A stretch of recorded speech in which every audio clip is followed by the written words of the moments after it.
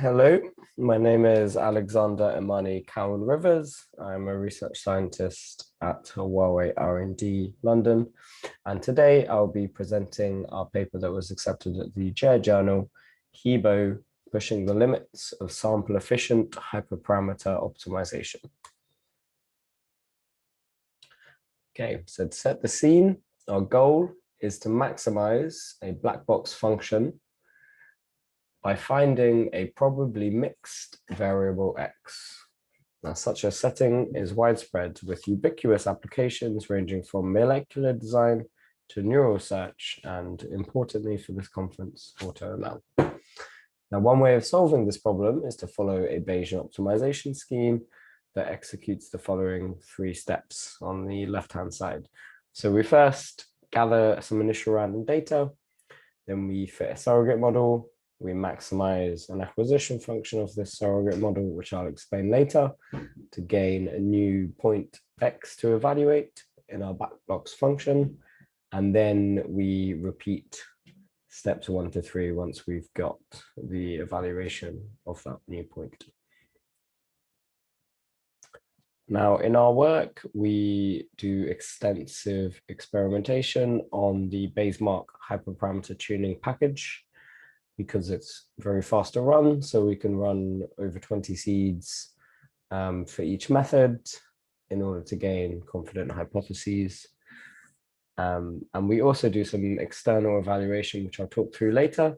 However, just to give you an idea of the setup, so on Bayes-Mark, you have various data sets such as Boston house prices.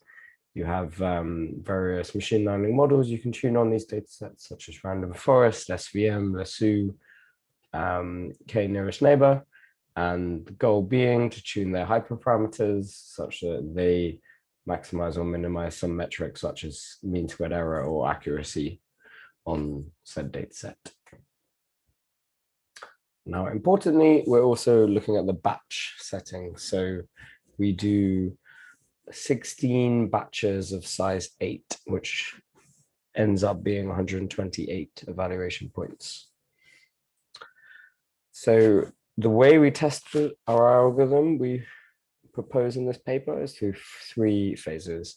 So we use the Bayes-Mark package, which we perform heavy experimentation on to develop our algorithm.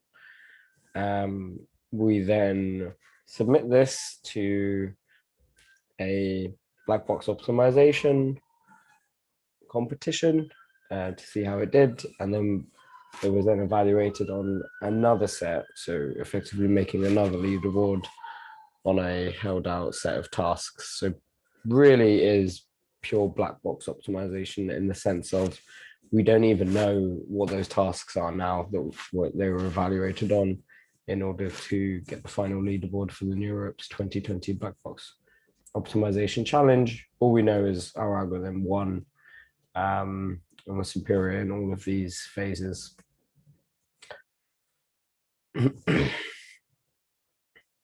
So in the first step, a surrogate model, which is usually a GP, is fit. That acquired, the second maximizes an acquisition to determine new search points, and the third evaluates these new inputs by querying the black box and repeating this process. Now, during surrogate fitting, one typically assumes a Gaussian likelihood in the GP model. Now, unfortunately, across real-world data, noises can be highly complex, leading us to realize the first problem of non-Gaussian likelihoods.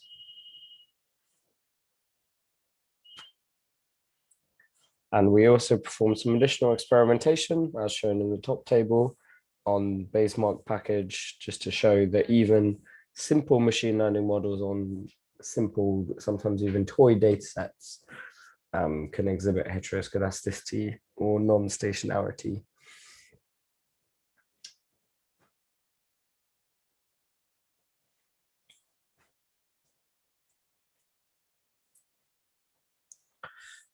So while looking into step 2 as to maximizing the acquisition, we also realize different tasks have different acquisition functions which perform better. And it's extremely tricky to know up front, given that you generally don't know anything about your black box function, as to which acquisition function to pick. There were numerous types of acquisition functions, such as expected improvement, probability of improvement, upper-lower confidence bound, and all have the shared goal of helping to determine which points to next evaluate in the black box function, differing only in how they trade off maximizing expected return with uncertainty-driven exploration.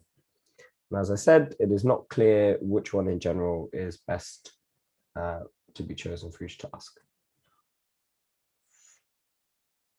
Now let us understand how we dealt with non-Gaussian likelihoods in HEBO. We use learnt nonlinear transformation on the input and a fixed nonlinear transformation on the output to better deal with non-Gaussian likelihoods.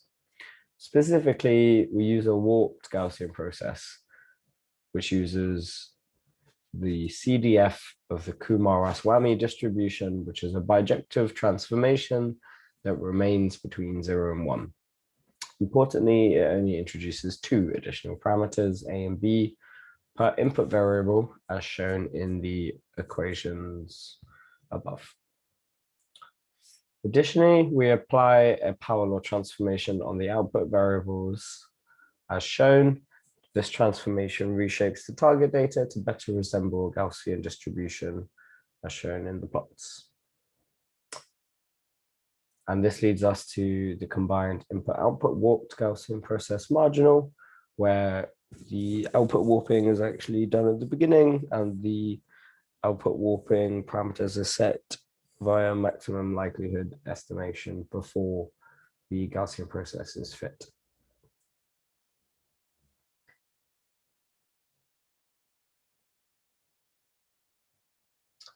Having dealt with problem 1, we will now detail how we tackled the second. What acquisition function do we use, and how do we optimize it? Why pick one acquisition when you can hedge your bets and pick multiple? For this reason, we use a multi-objective acquisition function. Now, as shown in the plots, each individual acquisition has a differing maxima point, and finding a Pareto set between these acquisitions produce diverse and informative set of points to be evaluated next in our black box function. How do we find this Pareto set? We use a multi-objective evolutionary method, an SGA2, to find a Pareto set. Importantly, this method supports mixed variable mutations and crossovers, further customizing HEBO to hyperparameter tuning data. So apart from the above, we also realize very interesting properties in the data. Please focus on the left plot. When conducting offline data analysis, we observe correlation between regularization parameters up to certain regions. And then zooming into these regions, we see no clear correlation. So here we conclude the best method is to search would appear random. Thus, we wanted to design a method which was able to perform a core search up to a promising region, and then a fine-grained random search within this region. And this led us to creating a novel robustness technique, which allows our BO to resort to random search when the likelihood noise is high. And this is achieved through adding a noise dependent on the likelihood variance onto the posterior mean of the GP during acquisition maximization, as you can see in the equation above. And we actually proved that doing so is equivalent to solving a robust acquisition maximization step. So experimentally, how does HEBO do? Well, it significantly outperformed all previous existing hyperparameter tuning and black box optimization methods on sample efficiency.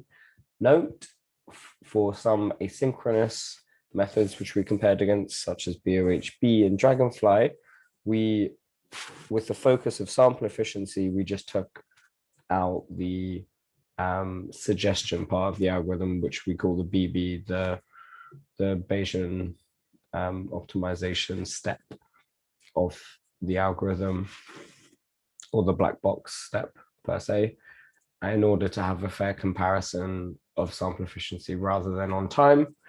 And in the top right, you can see the leaderboard for the competition. We were Huawei Noah's Ark, where we actually have the largest margin between us and our competitors than any teams in the top 5.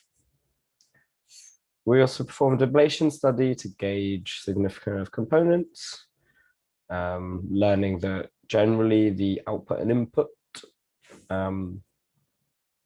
warping contributed the most, then multi-acquisition optimization, followed by the robustness technique. Overall, we conclude the following ratings on all the components introduced for HEBO. And we have also released our code online in a very easy to use format. It can also integrate very easily with sklearn optimizers, and it is available on Ray. So you can also use it with other large-scale hyperparameter tuning algorithms. Thank you very much for listening, and I hope you enjoyed this talk and our poster, and I look forward to any interesting questions. Thank you. Have a nice day.